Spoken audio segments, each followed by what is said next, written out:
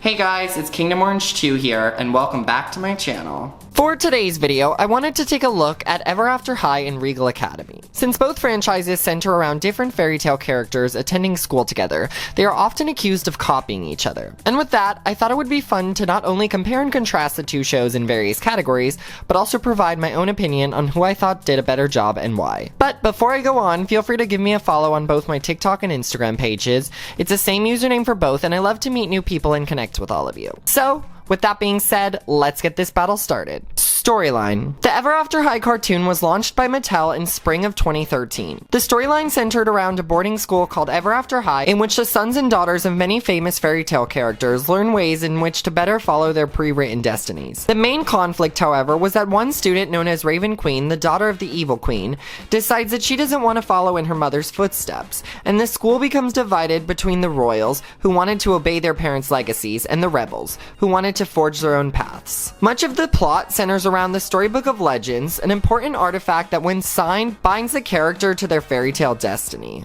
Subplots might also include Raven and Apple fighting, dating, taking classes, drama, nothing specific really. Regal Academy, on the other hand, was a cartoon written by Rainbow, the same creators of Winx Club, that launched in 2016. This storyline centers around a girl named Rose Cinderella who attends a school called Regal Academy in the fairy tale world. Both seasons of the show have an overarching plot and multiple subplots. Usually it focused on Rose's team meeting different characters in the fairy tale world, fighting villains that have been unleashed by Vicky, training their dragons, and learning how to use their family's specific magic. Now, I would argue that Ever After High overall was just more of an interesting cartoon. The main plot could be a bit confusing at times, but I really loved the drama and romance. The thing is though, once the Storybook of Legends arc was finished in Dragon Games, you could tell the writers were kind of reaching for straws to come up with new storylines. On the other hand, Regal Academy had a more generic plot, but I felt like it could have worked better in the long run. I really like how they were able to incorporate a lot more villains into the storyline, which was something Ever After High struggled to do. I think though this is partially due to the fact that it's hard to comprehend as to how you would teach someone to be evil at a school without going too far. Regal Academy does teach villains, but this is only because the school doesn't know that Vicky, Cyrus, Ruby, and Kira were evil. Now, one thing that always kind of annoyed me about Regal Academy was the fact that the students worked together in teams. It did lead to some funny moments throughout the series, but it meant that we only got good characterization of the main 6 characters and none of the other students at the school. Character names and identities. Both cartoons feature protagonists who are related to popular fairy tales. At Ever After High, each student is the son or daughter of a said character. But since the school has been open for 200 years, we can assume that this round of children aren't the sons and daughters of the original fairy tale characters, but instead of their descendants. However, what generation the stories were on was never explicitly stated in the cartoon. Since the main conflict of Ever After High is having somebody take over your role, just because you are the direct offspring of someone doesn't mean you will automatically take their place. This assigns roles to people who have multiple children like the Darling family, and also avoids characters from marrying their close family. The students at Ever After High all have names that reflect their parents' identities. They may reflect a certain part of their story, like Apple White, the daughter of Snow White, or Rosabella Beauty, the daughter of Beauty and the Beast. Or the name will just be a play on the character's title, like Madeline Hatter being the daughter of the Mad Hatter, or Kitty Cheshire the daughter of the Cheshire Cat. In Regal Academy, every student is supposed to be the grandchild of a famous fairy tale character. However, this rule doesn't really hold up to everyone. There are some characters who are either the siblings or cousins of the popular fairy tale, like Pinocchio or Lena Thumb. Also, the main villain of season 2, Kira, is the daughter of the Snow Queen and not the grandchild. Moreover, the names of the students only reflect who they are related to in their last name. For example, Hawk is the grandson of Snow White, so his full name is Hawk Snow White. I do actually prefer the students being grandchildren to popular fairy tales, but I have to warn you, my reasoning is really quite stupid. I honestly just like how since people like Rapunzel and Snow White are the students' grandparents, we get to see 3 versions of the fairy tale characters. But I wish Regal Academy would have just been more consistent with their lineage. Ever After High definitely wins in the naming department though, as their first and last names are always super creative. However, with Regal Academy, their first names just don't make any sense. I tried to Google some to see if there was any sort of greater meaning to them, but I came out empty-handed. Character designs. Most of the students at Regal Academy wear similar clothes. I don't know if it's technically considered a uniform, but each student shares some aspects in their outfits. They all wear a yellow and black tie, a vest or jacket, and a collared shirt. Now we do see the characters in their own individual everyday outfits throughout this series, but it's a very rare occurrence, and I believe their everyday outfits changed from the first to the second season. These outfits are all modern, and I noticed that most of the characters have a symbol of something from their story on their t-shirt. Like Rose has a shoe on her shirt, while Hawk has an apple. Ever After High's designs, on the other hand, seem to be a mix of traditional royal attire with a touch of modern details. Their outfits usually reflect elements from their stories.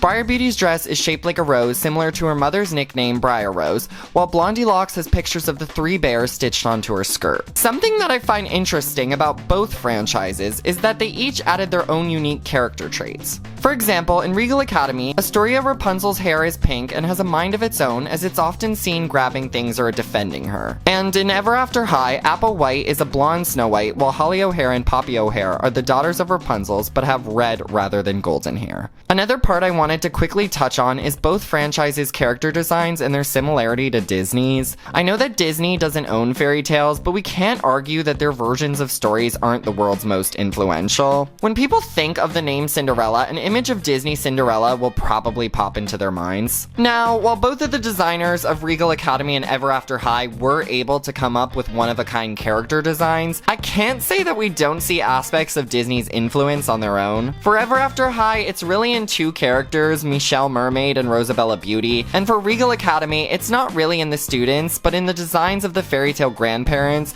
especially for Snow White and Cinderella. And again, Ever After High's character designs are just superior. They put a lot of time and detail into depicting elements from the students' stories onto their outfits. However, I wouldn't say that I think Regal Academy's uniforms are ugly or boring, but I wish they would have had everyone wearing their own individual outfits to school. And the basic outfits we see in season 1 aren't super original or inspiring, but some aspects of them are pretty cute, like Joy LaFrog's striped leggings and Astoria Rapunzel's orange shirt. Dolls. Alright, so for our last topic, I thought it would be fun to compare the dolls. Ever After High's main focus was on its dolls. They were around 11 inches tall, fully articulated, had stands, and came in boxes that were shaped like storybooks. Each line would also center around a theme or story featured in the webisodes. Like we all know, Ever After High was softly rebooted along with Monster High in 2016, and the dolls became cheaper, less articulated, and had a lot of molded-on fashions. Regal Academy's dolls were actually made by two companies. The first was known as Alpha Toys, who I've honestly never heard of, but they were the ones who sold the dolls in America, while Gelci Preziosi sold their dolls in Europe. Both toy companies made their products based on various outfits the characters wore throughout the show, such as their ball gowns, dragon armor, and everyday clothes. The only difference was that Alpha Toys made dolls for Vicky, Cyrus, and Hawk, and not Ling Ling Iron Fan, while Gelci Preziosi did the opposite. Ever After High clearly did an overall better job on their toys, but I just want to give a shout out to how much I love Gelci Preziosi dolls. I was actually able to get 3 of the everyday ones when I was living in Austria for a semester, and I really loved them. I think that their articulation and hair quality was alright, but I really loved their faces and head sculpts. I sadly sold them because I knew I wasn't ever going to find Ling Ling Iron Fan, but part of me will always wish I held out for her. Now obviously in all categories, Ever After High is the clear winner. I would tell everyone to give Regal Academy a chance, but for some reason, the second season is not available to watch on any platforms besides this random website I found called Bilibili. This was partially the reason as to why I decided not to do a Things That Don't Make Sense About Regal Academy video. However, tell me what you guys thought of both shows in the comments down below, as well as any other cartoons you would like me to make videos about. If you liked this video today and want to see more content in the future, make sure you hit that subscribe button and give this video a thumbs up. Thank you guys so much for watching today, and I will see you soon. Bye!